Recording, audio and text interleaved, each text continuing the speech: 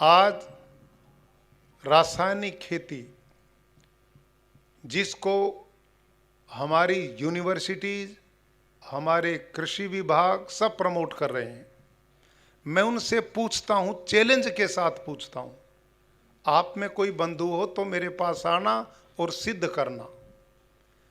इस समय भारत के माननीय प्रधानमंत्री श्रीमान नरेंद्र मोदी जी, जो किसान की समस्याओं को लेकर बहुत चिंतित हैं, और उन्होंने एक निर्णय लिया है कि 2022 तक हम भारत के किसान की आय को दोगुना करना चाहते हैं, ताकि किसान समृद्ध हो, खुशहाल हो, सुखी हो। उनका चिंतन बहुत पवित्र है।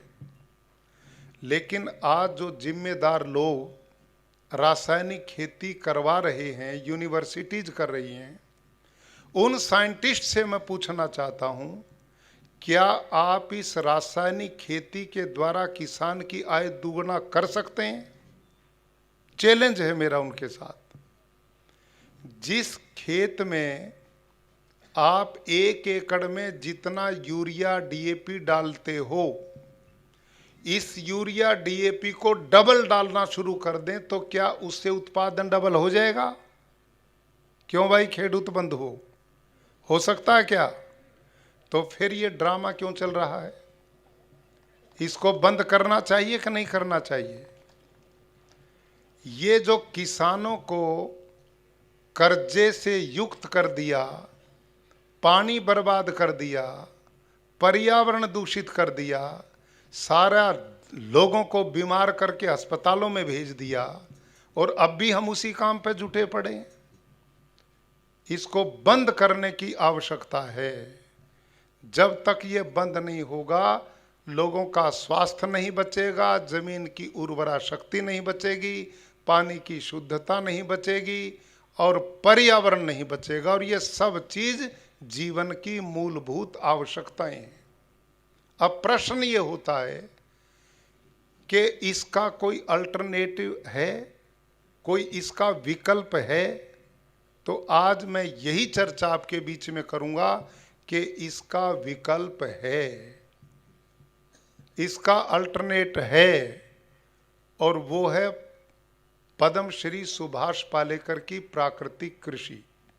और मैं सिद्ध करूंगा कि इसके द्वारा प्रधानमंत्री जी का उस संकल्प में पूरा करने की क्षमता है। अब ये प्राकृतिक कृषि क्या है जिसकी चर्चा मैं कर रहा हूं? ये देसी गाय पर आधारित कृषि है। एक देसी गाय से 30 एकड़ की खेती हम कर सकते हैं। इतना विज्ञान इस गौ माता के पेट में छिपा हुआ है। लेकिन देसी गाय, अंग्रेजी गाय नहीं, ध्यान करना, हॉस्टन फ्रीजन जर्सी नहीं। हमने लैब के अंदर गाय, गधा, घोड़ा, बैल, ऊंट, बकरी सबके गोबर टेस्ट करवाए।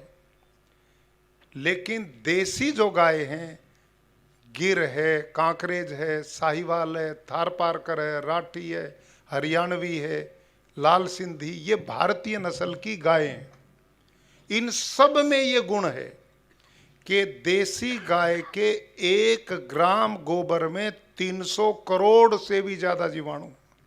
1 ग्राम गोबर में 300 करोड़ से ज्यादा जीवाणु है। और जो गाय आपने खूंटे से छोड़ दी, सड़कों पे छोड़ दी, घूम रही, धक्के खाती बेचारी, उनके यदि गोबर का टेस्टिंग कराई गई है तो उनमें ये जीवाणु 300 की बजाय 500 करोड़ तक पहुंच जाते हैं। क्यों? क्योंकि वो दूध नहीं देती, तो वो जीवाणु बनाने का काम ज्यादा वहां पर होता है।